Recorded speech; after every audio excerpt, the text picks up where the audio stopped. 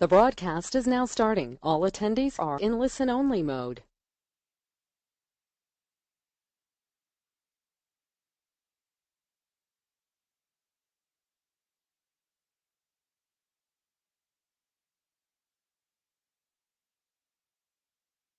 Hi guys, the session is going to begin in the next minute.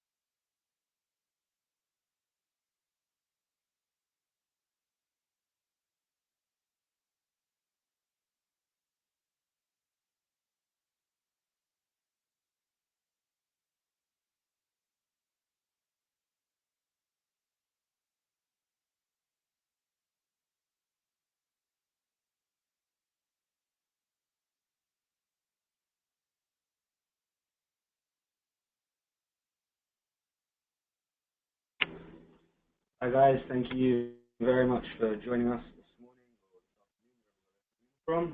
My name is Manson. I'd like to introduce Ronnie Ross, the chairwoman and founder of Panorama Software. Ronnie is going to be talking to us today about infographics for data visualization.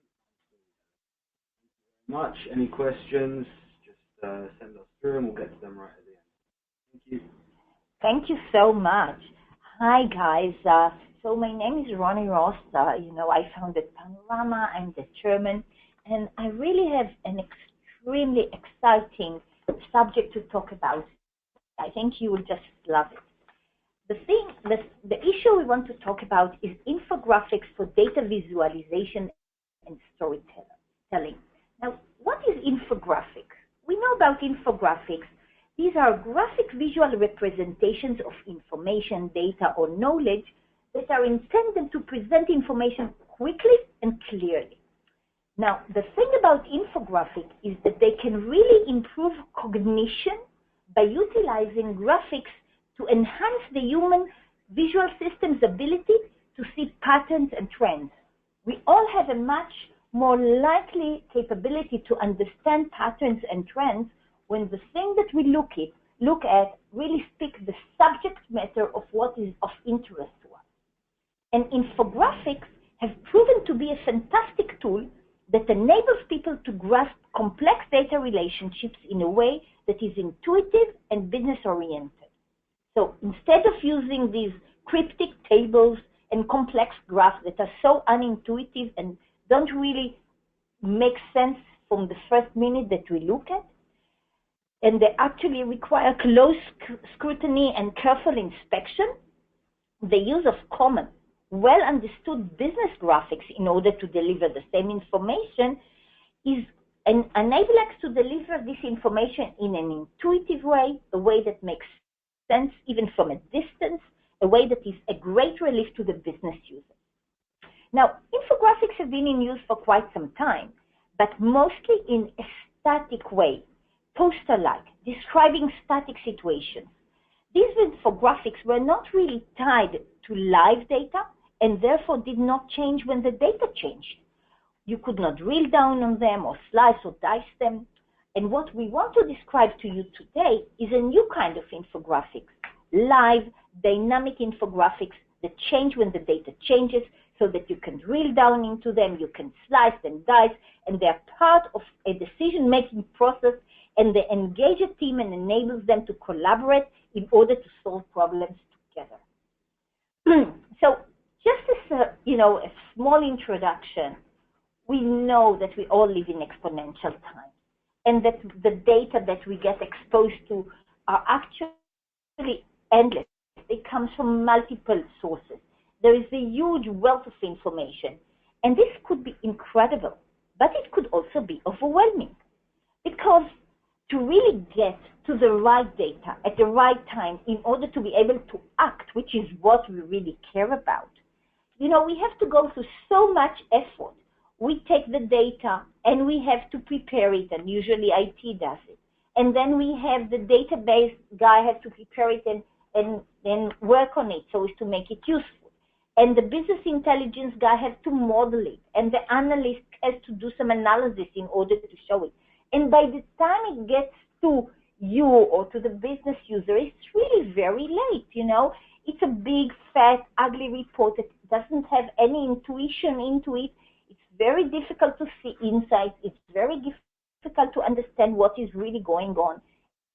And all these long, time-consuming, broken, expensive, and labor-intensive processes is so complex that a lot of users simply, just do nothing which is really meaningful with the data and miss so much about, what the data could really deliver to them. And we all know that data makes a difference between success and failure today, because this is the real frontier of where people compete today. It's on data and how to use it.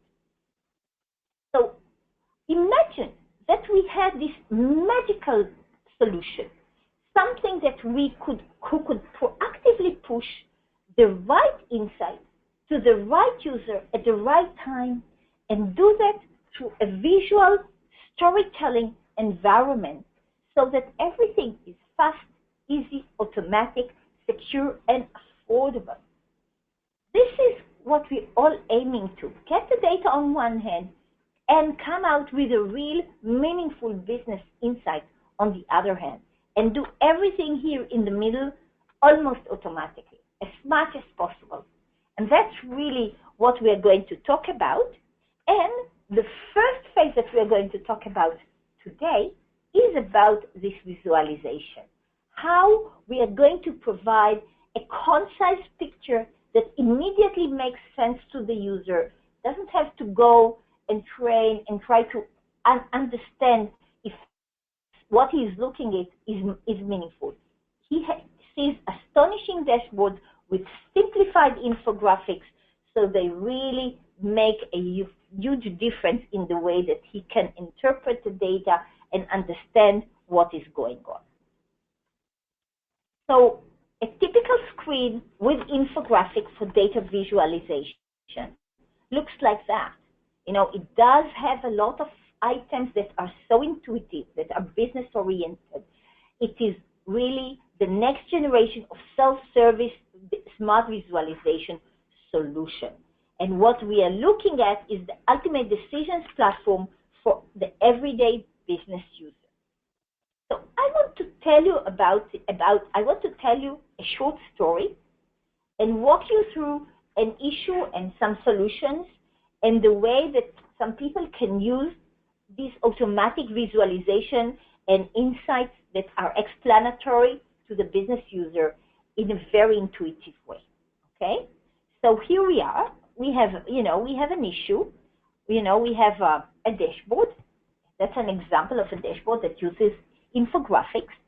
And we see several things that are very, that immediately make sense to us.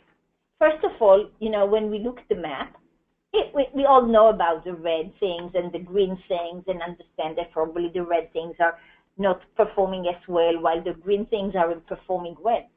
But what infographics let me do in this context, for example, is add a small graph just adjacent here to the number with a breakdown on how my $15.17 million sales global revenues in Q2, not the global, this is European revenues in Q2, are broken down between computers, games, and cameras, for example.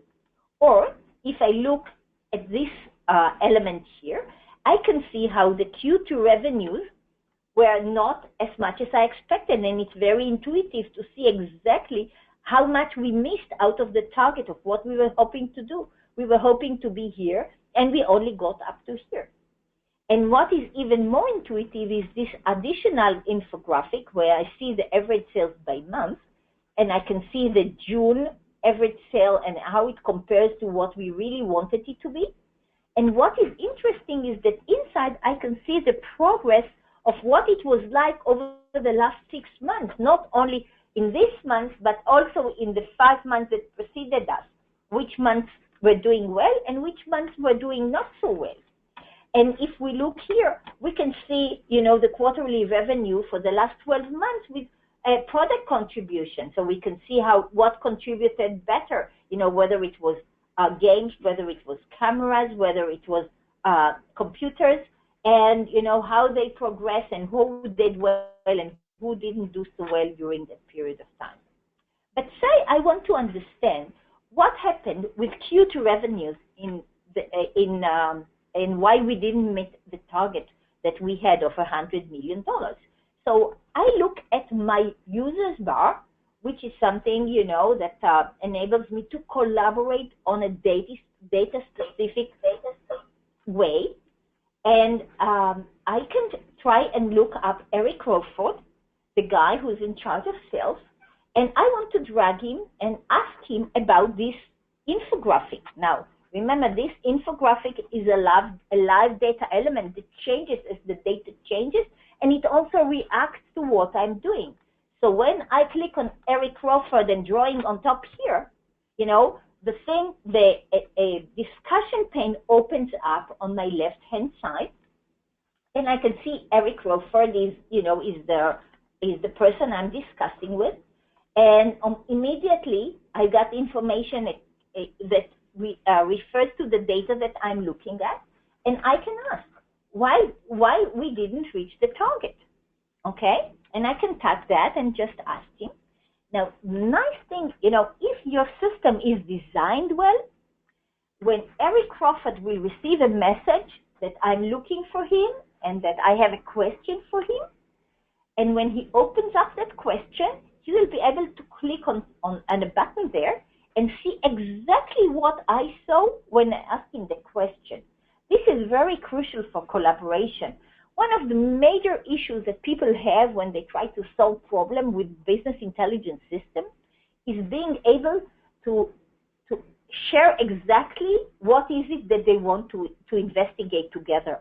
Because what you see is what I see is critical to be able to understand what happens to what are the situation that I wanted to inquire about, even though the data is probably changed ever since. So we really want to be able to go back and see exactly the same slice of data that I saw when I. So Eric looks at that, and he responds to me, and he needs indeed what he wants. He looks at the same data and he says, well, I really want to drill down, and I want to see the sales analysis workboard. Okay, this is a very high level thing. I want to see the sales analysis workboard. Click, and we get the sales analysis workboard. And here is a nice example of a different kind of infographic environment. So we have the classical map, in the thing, and we've got the graphs, and we've got the charts and things like that. But here, when you look at this chart right here, what you see here is what we call in-cell infographic. So we use infographic, but we use them inside of a chart, in a very intuitive way. So we all understand things are green and they're good, and that things are red, they're not so good. But it's very intuitive to understand, that what we are seeing here under Virginia is the progress of camera sales in Virginia in the last 6 months, or the computer sales in Virginia, or the toy sales in Virginia in the last 6 months. And we can see it's very obvious, that things didn't go as well in Florida, and things are going much better in Ohio, etc., etc. So the use of infographics is a very wide use, and we can use it in very, very different scenarios. The one thing that is very easy is makes sense to Eric says, okay, everything on the top level, everything looks great, but there must be some issues hidden below. So what he will look into in the data, he will look into things like this red exclamation mark. That means that underneath this level, there is something underneath these Illinois camera cells that didn't really work well. And another tool that Eric could do is that he could ask for the automatic exception mechanism. If he clicks on the automatic exception mechanism, the system analyzes the data and compares it to the previous period. And it will indicate to Eric here with this red triangle upside down that something didn't work well with camera cells in June. Okay, so what Eric may do, he can do several things in order to analyze where he is and what he's doing. One of the things that he could be doing is to find out who are the person who were responsible for selling cameras in June, and what was their contribution, each one of them. So he will click here and ask to see the people who contributed to that effort, and the system will go and analyze who these people are, and he can see that one person is doing extremely well and contributed a lot to the percent growth and to the value growth of the system. But here are different people who weren't doing so well, and one of them, Adam Moore, really did very, very poorly. So what we really want to do is we want to ask Adam Moore, what happened? Why are things going so badly for you in this location? So we click on Adam and we open a discussion pane. And here is Adam coming up, and we can start asking him questions about what happened and why things happened, etc., etc. So that's a very interesting way of looking at things. But there is another way that I could actually be doing analysis in a smart and automatic system. Because, for example, let's say we want to analyze the data. Okay, so we know that cameras in June didn't do so well. So let's start digging in. Let's drill into cameras and see what kinds of cameras didn't sell. Let's drill in and maybe open an additional drill based on the types of suppliers. Let's try to drill in and do an additional thing to see what kind of stores didn't sell well. So there are so many options on analyzing what may have gone wrong when we look into why sales of camera in June did not succeed, not only mostly with Adam Moore, but maybe with others. So what we do, why don't we let the system do automatically for me this process of analyzing the data, of drilling and slicing and dicing and filtering and trying to figure out what may have been the root cause of the issue that I'm looking at. So I'm clicking here, and I ask the system to do a cause and effect. That's an automatic cause and effect process where the system does exactly what you would have done yourself, which is drill down, look at and see the results. Is there something significant in it after I drill down here? Well, maybe yes, maybe no. If it is, let's put it aside and let's look at something else. Eventually, the system figures out a set of 4 most likely with causes for the issue that I look at. So let me click here, and the system, takes my view, puts it inside here, in the storyboard so I can get back to it, and gives me the 4 most likely reasons that the system could think of based on the analysis it did of what may have been the reason to what I'm seeing. So it may be, the type of cameras, disposable, film, SLR. It could be regions, the various regions. It could be satisfaction level. And it could be manufacturer. And you know what? This is very interesting. If you look at Adam Moore, you can see that all his sales were very low, and especially the VSA manufacturer sales are much more lower than what we would have expected. Okay, so there must be something here that is the cause of the problem that we are looking at. So what we will do next, we will open the operational analysis dashboard. And okay, the operational analysis dashboard shows me the process of the manufacturing process from materials to manufacturing to delivery to product. And everything seems to be pretty good. But what I will do, I will slice now on cameras and on VSA, the manufacturer that I could see has a problem. And look what happened. Everything is in the red. So obviously, the issue that we are looking at is not a problem of Adam Morris, a salesperson, but maybe it's a problem with the manufacturer and their ability to supply the product that we need in order to sell. And just 1 second, let me just take a drink.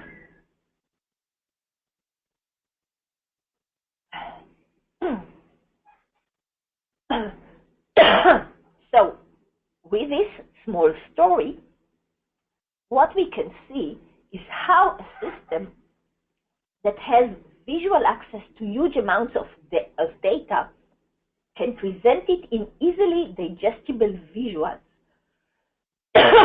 And how an image, if it is well designed, can be the simplest and at the same time the most powerful tool to drive decisions. And how dynamic infographics for BI drive and help you make the right decisions.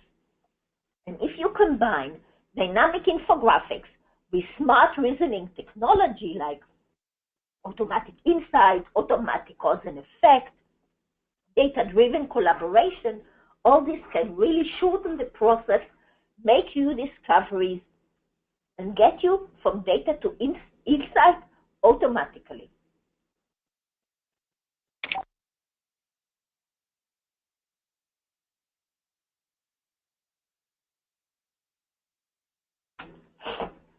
Now I'll show you a few examples of additional dashboards with subject matter infographics. So you can see for yourself, what an effective way to use infographics in various business scenarios. Here is a great example of a management overview in the healthcare industry. It's pretty obvious, it's the healthcare, we can see the sick bed, etc. And that's a nice example of this type of infographics about hospitalized release, about members, etc., with monthly budgets, etc. What you see here is you see an example of the sources of data from various of revenues from internet resources, sources like LinkedIn, like Twitter, like Facebook, etc. So that's another nice visualization that very intuitively makes a lot of sense. Here you'll see how you analyze high-level information, and you can see all the relevant items that are important to a management from a bird's eye perspective. And in this last slide, that's my favorite one. This is an analysis of the Fitbit data on my Fitbit that I use. It shows me exactly how the number of steps that I took in the last week and how they compare to the last period. To show me the distance that I made, how many calories I burned, what are my hours slept. Oh, I wish I slept, if it looks like I slept 6 hours, not too bad actually. My water intake, etc., etc. It's a very cute example. So you can see that there is, when you have infographic, dynamic tools like dynamic infographics at your fingertips, you can create a whole library of infographics that fit your business scenario. And actually, we supply the system with thousands of pre-built infographics, but also with the ability to create your own library and add your own library of infographics, dynamic infographics of various types, in order to be able to create the story that is relevant for your organization. And just before we leave, you have to understand that what we see with a system like that is really how we open up the world of deployment to a very, very large number of users that have not been able to use the systems before. Because we have been doing a great job with statisticians who use data mining easily. We did a great job of supplying analysts. There are maybe 10 million of those in the world, with data discovery tools. Go and create your own dashboard from the data and see what you need to do. We enabled probably about 50 million users to use report, to do report reads with simple reports. But with these infographics, with this fantastic business, the fantastic infographics and these automatic processes, we enable 1 billion users to really do what otherwise would have been the domain only of the statisticians and the analysts. So we think we are talking about probably over 1 billion potential users, while currently the BI market is really addressing mostly sophisticated users in about 70 million or something of that sort. So please, if you have any questions, this is the right time to address them. And thank you so much for listening. And I'm looking forward to hearing your questions.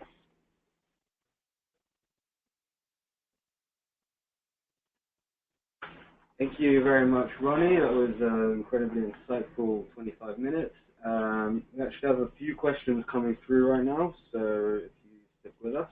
The first one is, Ronnie, do you think that charts and graphs will go away in the future, or go out of fashion in terms of infographics? No. Typically, these things will not go out of fashion. Charts are important, graphs are important. Just that the visualization, the infographics are so much more attuned to the business users. There must always be a combination of both. Absolutely a combination of graphs, charts, infographics. Thank you. The next question is, can users add their own graphics and graphical languages to the infographic? Oh, that's a great question.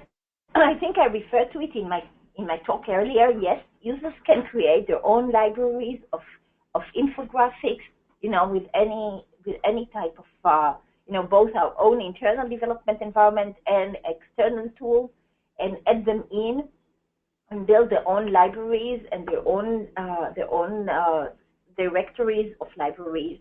And lots of our customers have done exactly that, even though we supply thousands of pre-built infographics. There's not a limit. That's great. Thank you. We actually have another question that's just come in now. Can the full benefits of infographics be reaped in both big and small businesses? Yes, actually, yes, it absolutely is. I don't even know what to tell you, because the problem of the business user exists both in large and in small businesses. And actually, I think that in the smaller businesses, it's even more acute, because there are so much fewer analysts and data-savvy people who can take care of the classic analyst tools. Okay, that's great. The next question is there a limitation to the number of elements in any infographic? No, there isn't really, but you have to understand that when you are talking about building a dashboard, you should really make sure that it's not overcrowded and that it's still readable and intuitive. It's very important. Sometimes less is more.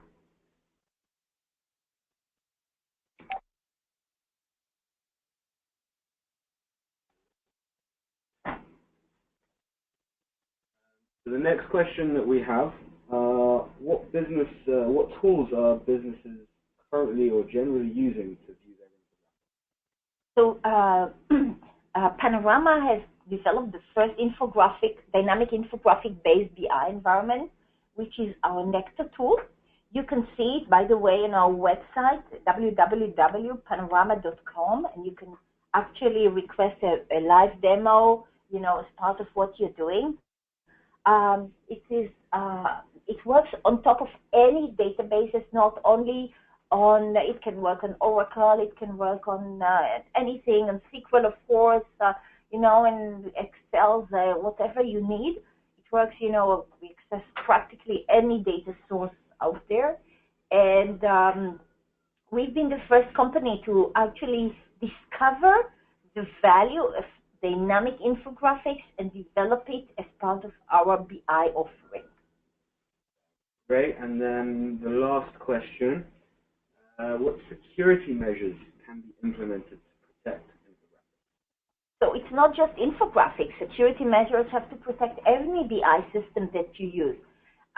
You wouldn't be able to see it, you didn't see it in this demo, but for example, if I were to create a new data element right now and try to share it with somebody, you know, as part of the, without giving them proper access to the data first, the system would have refused. So a well-designed system like Panorama Necto would have security in place for any level of data that you care to exercise it, whether it's a high level, lower level, whether it's geographic, whether it's product, whether it's the type of information that you use. So we support all the different requirements in order to make sure that our customers feel secure with the data and the way that people are using it and consuming it. That's great. And thank you very much for your time, Ronnie, on behalf of myself and Panorama and Ronnie. We thank all of you for joining in with us today and listening to our webinar on infographics. If anyone needs anything else or wants any other questions being answered, don't hesitate to contact anyone at Panorama, and we'll be happy